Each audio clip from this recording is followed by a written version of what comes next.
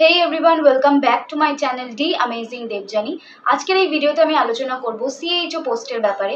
CHO or community health officer কি, CHO কি কি টাইপস রয়েছে, CHO স্যালারি কত, CHO প্রসেস অফ সিলেকশন কি, এছাড়া CHO হওয়ার জন্য কি কি এক্সাম দিতে হয়, কোন ওয়েবসাইটে গিয়ে CHOর ব্যাপারে রিক্রুটমেন্টের নোটিফিকেশন আসে, এছাড়া CHO করলে কি তাড়াতাড়ি সরকারি চাকরি পাওয়া যায়, বা CHO কোর্স চলাকালীন যদি কেউ কোর্স ছেড়ে দেয় তাহলে কি তাকে পেনাল্টি দিতে হয়, দিতে হলেই বা কত টাকা দিতে হয়, এর সুবিধা এবং অসুবিধাগুলো কিন্তু আজকের ভিডিওতে আমি শেয়ার করব। তো দেখতে গেলে কিন্তু পুরো ভিডিওটা দেখতে হবে, so don't skip the video and let's get started.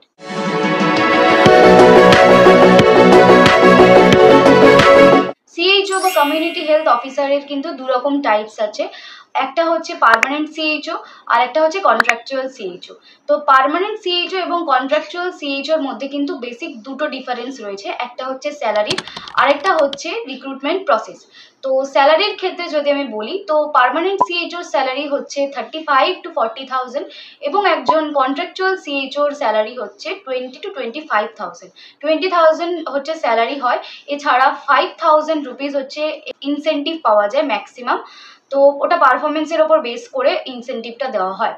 তো এরপরেই আসছি CHO পোস্টিং কোথায় হয়। তো CHOর পোস্টিং হয় সুস্বাস্থ্য কেন্দ্র অর সাব সেন্টারে, যেগুলো রুরাল এরিয়াতে থাকে, এবং প্রত্যেকটা সাব সেন্টারে কিন্তু একটা করে CHO থাকে। এবার আসি ডিউটি আওয়ার্সে। তো CHOর কিন্তু ডিউটি আওয়ার্স থাকে 9 AM to 4 PM এবং কোনো রকম নাইট ডিউটি কিন্তু CHOকে করতে হয় না, এবং মানডে টু স্যাটারডে ডিউটি থাকে এবং রবিবার দিন কিন্তু ডে অফ থাকে, এবং বিভিন্ন রকম যে গভর্নমেন্ট হলিডেগুলো সেগুলো কিন্তু একজন CHO নিতে পারে। এছাড়া যে কাজটা হচ্ছে বেসিক কাজটা, সেটা হচ্ছে একজন পার্মানেন্ট CHO এবং কন্ট্রাকচুয়াল CHOর কিন্তু সেম হয় অলমোস্ট। তো CHO করার জন্য যে প্রসেস অফ সিলেকশন রয়েছে সেটা হচ্ছে দু রকম। পার্মানেন্ট CHOর ক্ষেত্রে কিন্তু একরকম প্রসেস অফ সিলেকশন হয়, আর কন্ট্রাকচুয়াল CHOর ক্ষেত্রে কিন্তু আলাদা রকম প্রসেস অফ সিলেকশন হয়। পার্মানেন্ট CHOর ক্ষেত্রে কিন্তু গ্রেড 2 স্টাফ নার্স পোস্টে অ্যাপ্লাই করার পর, যখন গ্রেড 2 স্টাফ নার্স পোস্টের জন্য কেউ চাকরি পায়, তারপরে এক ধরনের নোটিফিকেশন বেরোয় বা রিক্রুটমেন্ট বেরোয়। তো যারা যারা গ্রেড 2 স্টাফ নার্স পোস্টে অলরেডি সার্ভিস করছেন, তারা কিন্তু একমাত্র এই পার্মানেন্ট CHO পোস্টের জন্য এলিজিবল হয়। কন্ট্রাকচুয়াল CHOর জন্য কিন্তু NHM বা ন্যাশনাল হেলথ মিশন থেকে রিক্রুটমেন্ট বা ভ্যাকেন্সি বেরোয়, যেটা হচ্ছে একটা ওয়েবসাইটে গিয়ে চেক করতে পারো তোমরা। ওয়েবসাইটের নাম হচ্ছে www.wbhealth.gov.in। তো এই নাম্বার অফ ভ্যাকেন্সি অ্যাপ্লাই করার জন্য কিন্তু ফর্ম ফিল আপ করতে হয়, এবং এই ফর্ম ফিল আপ করার পর একটা এক্সাম দিতে হয় এবং ইন্টারভিউ প্রসেস হয়। তো এই এক্সাম দেওয়ার পর এবং ইন্টারভিউ প্রসেস ক্লিয়ার করার পর কিন্তু জিএনএমদের জন্য, মানে যারা শুধু জিএনএম পাস আউট, তাদেরকে একটা CPCH কোর্স করতে হয়, এবং যারা বিএসসি ক্যান্ডিডেট বা পোস্ট বেসিক ক্যান্ডিডেট রয়েছে তাদের কিন্তু অলরেডি ওই কোর্সটা তাদের কোর্সের মধ্যে ইনক্লুডেড থাকে, তাই এদেরকে CPCH কোর্স করতে হয় না। তো এই এক্সাম দেওয়ার পর এবং ইন্টারভিউ দেওয়ার পর বিএসসি নার্সিং স্টুডেন্টরা এবং পোস্ট বেসিকের যে স্টুডেন্টরা আছে তারা কিন্তু ডাইরেক্টলি পোস্টিং পেয়ে যায় নিজের মেরিটের ওপর বেস করে, এবং যারা জিএনএম ক্যান্ডিডেট রয়েছে তাদের কিন্তু একটা CPCH কোর্স করানো হয় বিভিন্ন রকম যে নার্সিং ট্রেনিং স্কুলগুলো রয়েছে ওয়েস্ট বেঙ্গলের, তার আন্ডারে। তো এই কোর্সটা কমপ্লিট করার পর কিন্তু পোস্টিং দিয়ে দেওয়া হয়, এবং যে জায়গায় পোস্টিং দেওয়া হয় সেই জায়গায় গিয়ে কিন্তু জয়েন করা যেতে পারে অ্যাজ আ কন্ট্রাকচুয়াল CHO। তো এই কন্ট্রাকচুয়াল CHO পোস্টে অ্যাপ্লাই করার জন্য কিন্তু কিছু এলিজিবিলিটি ক্রাইটেরিয়া লাগে। তো এই এলিজিবিলিটি ক্রাইটেরিয়াগুলো হচ্ছে, সবার first BSc nursing pass out হতে হবে, or post basic BSc nursing pass out হতে হবে, অর জিএনএম পাস আউট হতে হবে from a WBNC recognised institution.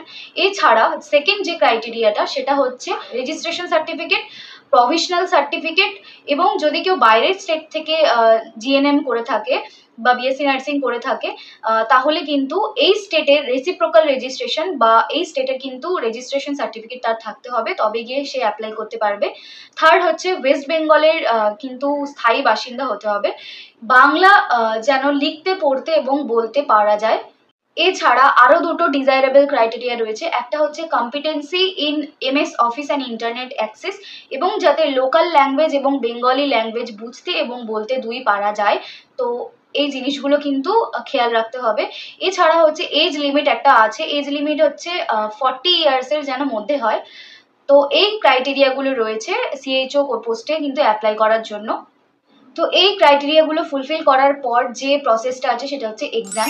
তো একটা এক্সাম হয় যেটা হচ্ছে টোটাল 100 মার্কসের হয়, তার মধ্যে 85 মার্কসের কিন্তু রিটেন এক্সাম হয় এমসিকিউ বেসড, এবং যে 15 মার্কস আছে সেটা কিন্তু ইন্টারভিউ অর ভাইভা হয়। এই এক্সাম এবং ইন্টারভিউ বা ভাইভা ক্লিয়ার করবে তাদেরকে কিন্তু এই সিপিসিএইচ কোর্সের জন্য সিলেক্ট করা হবে, জিএনএম স্টুডেন্টদেরকে।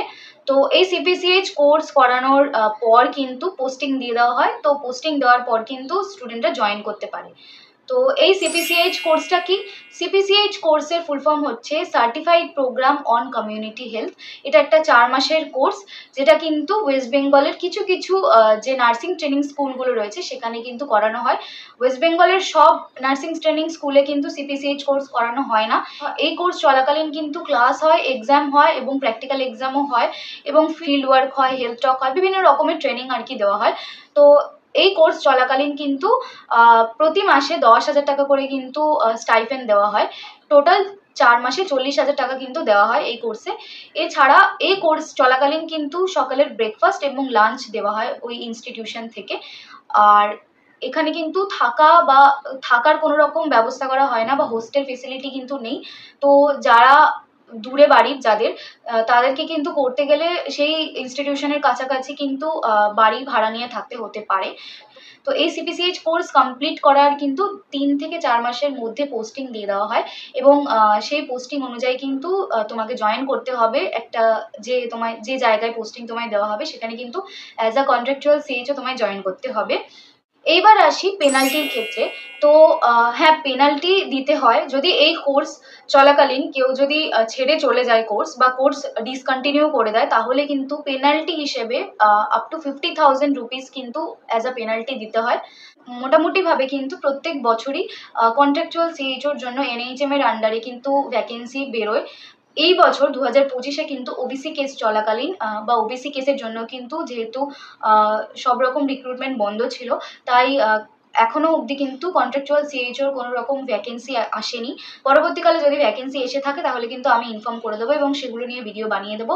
তো আশা করি তোমরা সিএইচওর ব্যাপারে যা যা ডাউটস ছিল বা যা যা ডিটেলস জানার ছিল সেগুলো আমি ফুলফিল করতে পেরেছি। যদি কোনো ডাউটস ফার্দার থেকে থাকে তাহলে কিন্তু অবশ্যই কমেন্ট বক্সে লিখতে ভুলবে না, আমি অবশ্যই অ্যান্সার দেবো।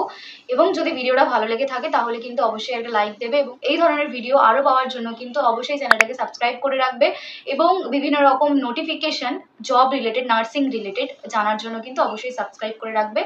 সো আজকের জন্য কিন্তু এতটাই, দেখা হচ্ছে নেক্সট ভিডিওতে।